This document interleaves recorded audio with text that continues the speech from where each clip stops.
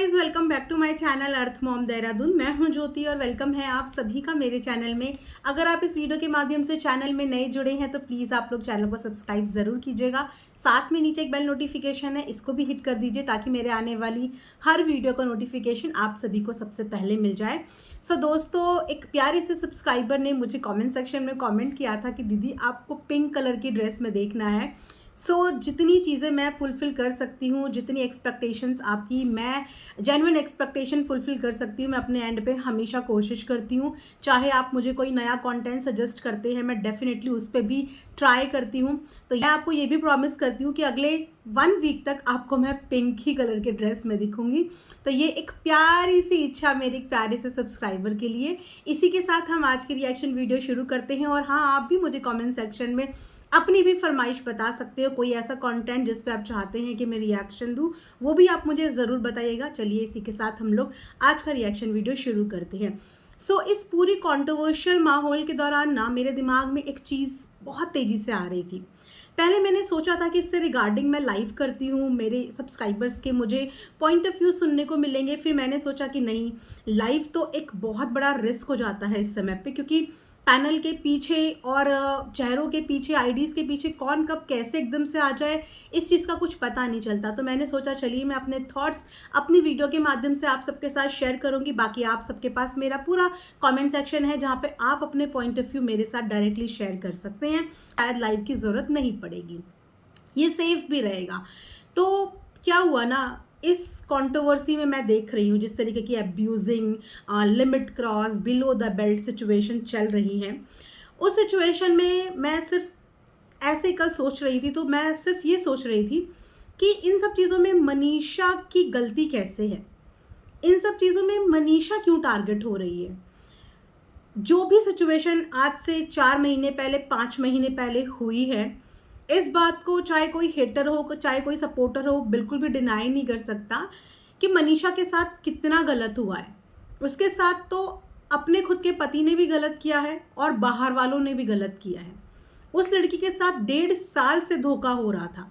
1.5 साल से वो धोखे में जी रही थी। उसको हर तरीके से डराया जाता था, उसको शक्की बीवी का टैग दिया जाता था। आज भी वो क्लिप जब मैं देखती हूँ ना, क्योंकि अब सोशल मीडिया पे वो है, आज भी जब वो क्लिप मेरे सामने आती है, अभी लास्ट व्लॉग में ही जगत दीदी ने, जिनके घर में वो गई हुई थी वहाँ पे नागपुर में, उनको एक बात बोली कि हंसना नहीं। तो जैसे ही उन्होंने वो लाइन बोली ना, हालांकि उन्होंने वो लाइन बहुत नॉर्मल वे में बोली कि हंसना नहीं, लेकिन उनका ये वाला जो डायलॉग है ना, ये एकदम आज भी हमें उस जोन में ले जाता है जिस वक्त पे मनीषा रो रही थी। उस वीडियो कॉल पे जहाँ पे 4 से 5 महिलाएं थी, वहाँ पे मनीषा रो रही थी, क्योंकि वहाँ पे मनीषा ने कहीं ना कहीं अपने दिल की बात, अपने अंदर का शक जाहिर करा था। और उस शक जाहिर करने का अंजाम उसको क्या मिला कि ग्रुप ऑफ महिलाओं के बीच में उसका इंसल्ट हुआ। किसी एक महिला के सामने नहीं, ग्रुप ऑफ महिलाओं के बीच में उसका इंसल्ट हुआ। और वहाँ पे उसके साथ क्या डायलॉग बोला जा रहा था, रोना नहीं, रोने से कुछ नहीं होगा, रोना नहीं। तो जैसे ही मैंने वो वाला डायलॉग सुना ना कि हंसना नहीं, एकदम से याद आ गया कि किसी को बोला जा रहा है हंसना नहीं, और उस समय पे किसी को रोने भी नहीं दिया जा रहा था। कोई इंसान रो रहा था ये बताते हुए कि मुझे शक हो रहा है या मुझे डाउट हो रहा है, तो उसको इतना बेइज्जत कर दिया, उसको इतना शक्की का करार दे दिया कि वो इंसान जब रोने लगा, इतना मजबूर कर दिया कि शायद उसको अपने शक के लिए अपने आप ही माफ़ी मांगनी पड़ गई। उसको ये फील करवा दिया गया कि तुम कितनी गंदी सोच की औरत हो, तुम कितना गंदा सोचती हो, कि उसको रोना पड़ा और माफ़ी मांगनी पड़ी, जबकि उसकी कोई गलती नहीं थी। 1.5 साल तक उसने घुट घुट के कितना बर्दाश्त किया होगा। जिससे अपनी बातें शेयर करी, उसको बाद में वैसे ही यूज़ किया गया उसके अगेंस्ट। जिसको भी उसने बताना चाहा, जिससे भी उसने अपने शक की बात जाहिर करी, कोई फ़ायदा नहीं हुआ। अपने दिल की बात उसने बहुत लोगों से शेयर करने की कोशिश करी, लेकिन कोई फ़ायदा नहीं हुआ। फ़ायदा कैसे होता, क्योंकि उस समय पे भागदौड़ सारी जगत दीदी के हाथ में थी। वो जिसको चाहे उस भाषा में मैनिपुलेट करके अपनी बात रख सकती थी। और सबसे बड़ी बात है कि विश्वास, इतना विश्वास था सबको कि उस विश्वास के आगे एक वाइफ की जो शक था वो हमेशा फीका पड़ जाता था। 1.5 साल उसके लिए कैसा रहा होगा कि इंसान ना बोलते बनता, ना निकलते बनता, ना सहते बनता। कैसा रहा होगा वो 1.5 साल। 1.5 साल के बाद अब ये ऊपर वाली की लाठी में आवाज नहीं होती, लेकिन इस बार लाठी में आवाज भी हुई और बहुत जोरदार आवाज हुई, बहुत जोरदार आवाज हुई कि जो पति बार बार अपनी बीवी के शक को दबाता था, बार बार उसको ये समझाता होगा कि तुम शक करती हो, तुम कैसा गंदा रिश्ता सोच सकती हो, उसी पति की बुद्धि में ऐसी चीजें घुसाई ऊपर वाले ने, ऊपर वाले की मर्जी के बिना पत्ता भी नहीं हिलता, कि उसने अपनी करनी अपने मुंह से खुद एक्सेप्ट कर ली। ना ही सिर्फ अपनी बीवी के सामने, इनफैक्ट पूरे जगत के सामने उसने अपनी खुद की करनी एक्सेप्ट कर ली। तो ये एक बीवी का क्या था? प्यार था, विश्वास था कि पूरे जगत के सामने उसके पति ने अपनी गलती एक्सेप्ट कर ली।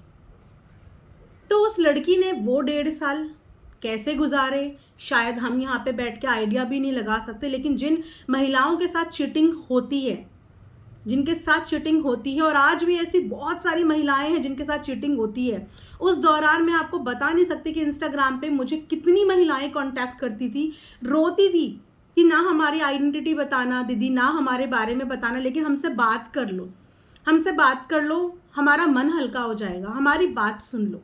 ऐसी बहुत सारी महिलाओं ने मुझे इंस्टाग्राम पे पर्सनली डीएम किया, बहुत रोती थी कि क्या करें, क्या करें, क्या उपाय है इस चीज़ का, क्या सल्यूशन है इस चीज़ का। ऐसी बहुत सारी महिलाएं हैं जो जानते हुए भी बोल नहीं पाती, और बोलने के बाद भी उनको अपनी इस प्रॉब्लम का समाधान मिल ही नहीं पाता, समाधान मिल ही नहीं पाता। तो जिस समय पे मनीषा के साथ ये हुआ, उस समय पे उन तमाम महिलाओं ने मनीषा के साथ बहुत अच्छे से कनेक्ट किया, और उस दर्द को एक्चुअली वही महिला सबसे ज़्यादा महसूस कर सकती है जिनके साथ चीटिंग होती है, जो आज भी एक छल कपट वाले रिश्ते में मजबूरी में ही सही बंधी हुई हैं। वो आज भी इस सिचुएशन को फील कर पाती है कि क्या स्थिति होती है। अब ये बोलो कि मनीषा के कर्म थे कि उसका घर जो कि टूटने की कगार पे था, आपने देखा था उस समय पे तक भी जगत भैया एनी हाउ यही चाह रहे थे कि बस मुझे वहाँ सामने वाले से एक बार हरी झंडी मिल जाए। शायद वो सब कुछ छोड़ देते, उसके लिए सब कुछ छोड़ देते, क्योंकि शायद उनके प्यार में सामने वाले के लिए कोई कमी नहीं थी। वो जी जान से प्यार करते थे, ये दिख रहा था। वो बहुत बुरी तरीके से उसकी तरफ थे अट्रैक्ट, वो दिख रहा था, वो दिख रहा था। वो उसके साथ जाने को तैयार, बात करने के लिए पूरी, मतलब अपनी पूरी इज्जत की धज्जियां उड़ा दी, अपने पूरे खानदान की इज्जत की धज्जियां उड़ा दी। एक इंसान समझा रहा था उस समय, रुक जाओ, थम जाओ, लेकिन उसको कोई सी चीज़ की फिक्र नहीं थी, ना इज्जत की, ना किसी चीज़ की। वो बिल्कुल पागल हो चुका था सामने वाले के लिए, उसको वही चाहिए था अपनी ज़िंदगी में। लेकिन ये मनीषा के कर्म थे कि भगवान ने उस इंसान की बुद्धि पलटी, और जैसे तैसे भी करके घर वालों के समझाने पे, सब्सक्राइबर्स के समझाने पे, डांटने से, फटकारने से, कोसने से, या कैसे भी बोलो, जगत भैया की बुद्धि पलटी और वो अपनी बीवी की तरफ आए, कदम बढ़ाया। उस समय पे फैमिली का बहुत सपोर्ट था, वरना जिस हिसाब से सिचुएशन चल रही थी 0% चांसेस थे कि सचिन और मनीषा का रिश्ता टिक भी पाएगा या इस रिश्ते का यहीं पे एंड हो जाएगा। उस समय पे गिव अप नहीं किया मनीषा ने, क्योंकि मनीषा का प्यार बहुत ज़्यादा था, नहीं, आज भी है, आज भी प्यार बहुत ज़्यादा है। और शायद उसका फैमिली बैकग्राउंड भी इतना स्ट्रांग नहीं था कि उसको इस हद तक सपोर्ट कर पाता। वो जिस बैकग्राउंड से आती है, जिस जगह से आती है, वहाँ पे शायद एक लड़की जो पति से अलग हो जाए उसको बहुत अजीब नज़र से देखा जाता है, उसके लिए सर्वाइवल वहाँ पे बहुत मुश्किल हो जाता है। लेकिन उस समय पे उसके ससुराल वालों ने सपोर्ट करा अपनी बहू का, उसको हारने नहीं दिया, उसका घर टूटने नहीं दिया, एंड तक एड़ी चोटी का जोर लगा दिया और सक्सेस मिली। सचिन मनीषा हुए, एक कोशिश करी। अब अगर कोशिश करी, बहुत मुश्किल से एक लड़की को उसका पति वापस आता हुआ नजर आया अपनी तरफ, तो वो अपने इस रिश्ते को चलाने के लिए अपना 100% दे रही है। आज भी उसके बहुत सारे व्लॉग को देख के ऐसा लगता है कि मनीषा अभी भी अपनी तरफ से बहुत उस रिश्ते को चलाने के लिए स्ट्रगल कर रही है। वो सिर्फ वही चीज़ कर रही है कि वो कैसे भी करके अपने पति को खुश कर पाए और अपने इस रिश्ते को बचा पाए। आज भी वो अपनी बहुत सारी इच्छाएं जो उसे पसंद हो चाहे नापसंद हो, उनको सेक्रीफाइस कर रही है। किस लिए? अपने रिश्ते के लिए। बट उनका रिश्ता पहले से काफ़ी सेटल हुआ है।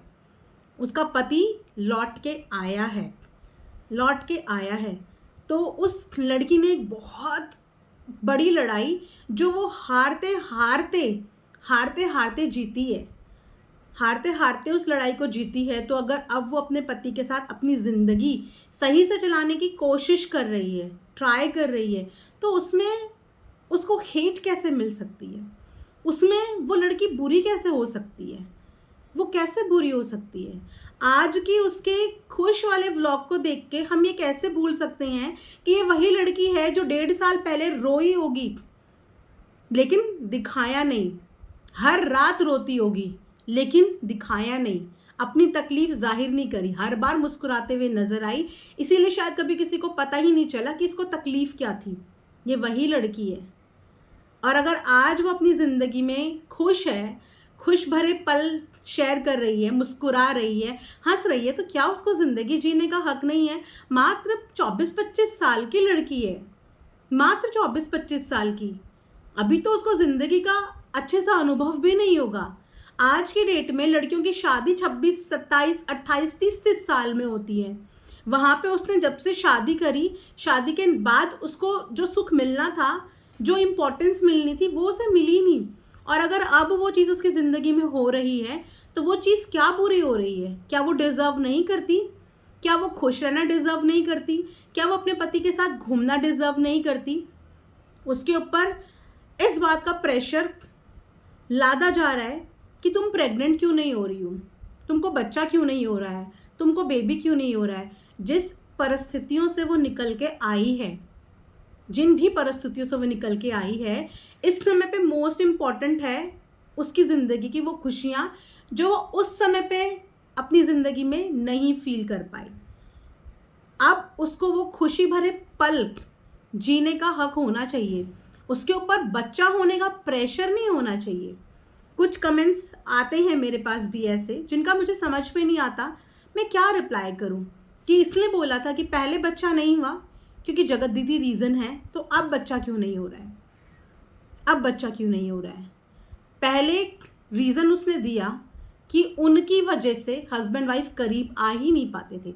जब वो साथ में रील तक नहीं बना पाते थे, उसकी बनाई हुई रील तक डिलीट हो जाती थी, उसका इंस्टाग्राम तक गायब हो गया था, पति पत्नी साथ में रील में देखने को नहीं मिलते थे, साथ रहना तो दूर की बात है।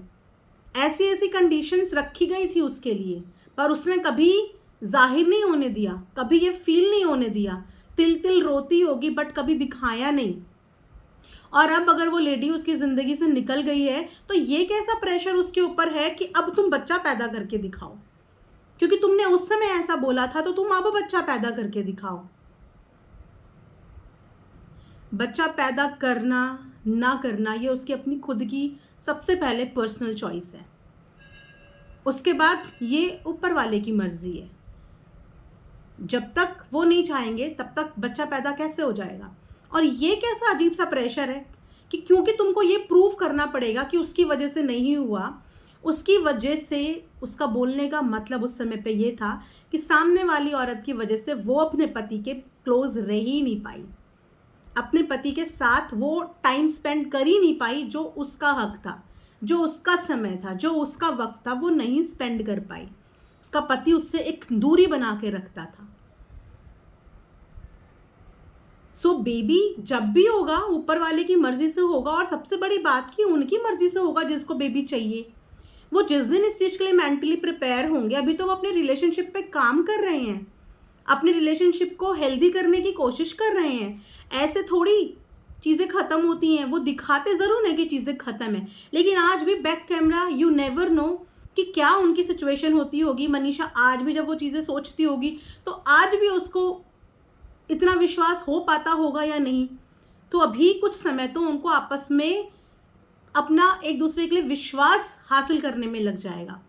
जब वो विश्वास हासिल कर लेंगे तो जो मेंटल हेल्थ डिस्टर्ब हुई है इतने 1-1.5 साल उसकी, उसके बाद ये 5-6 महीने, और अभी तक वो मेंटल हेल्थ उसकी सही नहीं होने को आ रही है, ना कोई गलती होने के बावजूद भी जिस लड़की की सबसे ज़्यादा नुकसान हुआ है उसमें आज वो लड़की इतनी सारी नेगेटिविटी का सामना कर रही है। सोचो ना कि उसको तो ब्रेक ही नहीं मिला, उसकी तो ज़िंदगी पिछले 3 साल से सिर्फ यही बर्दाश्त कर रही है।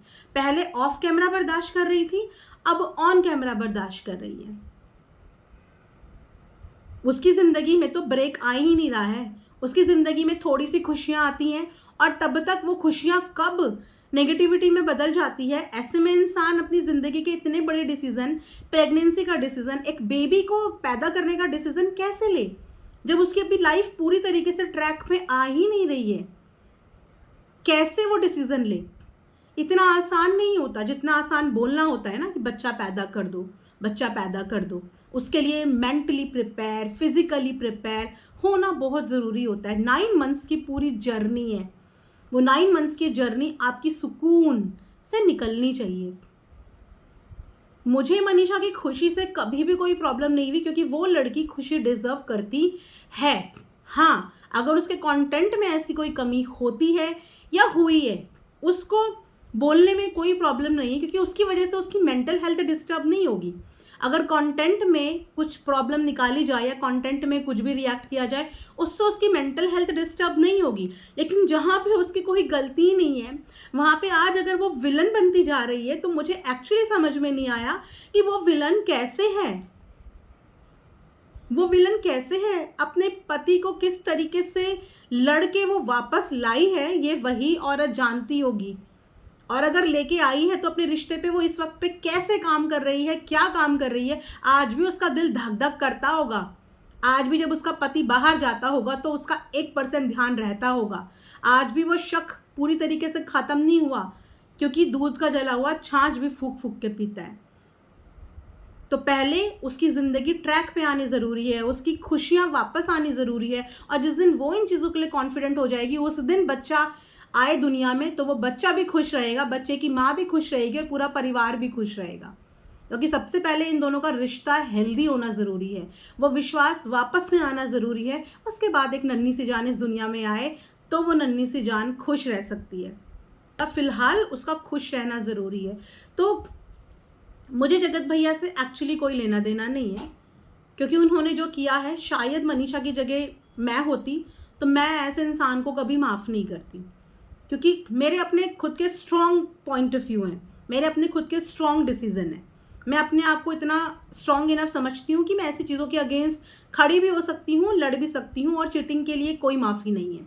लेकिन हर किसी के थॉट मेरे जैसे नहीं हो सकते, हर किसी की सिचुएशन अलग होती है और हर लेडी अलग होती है।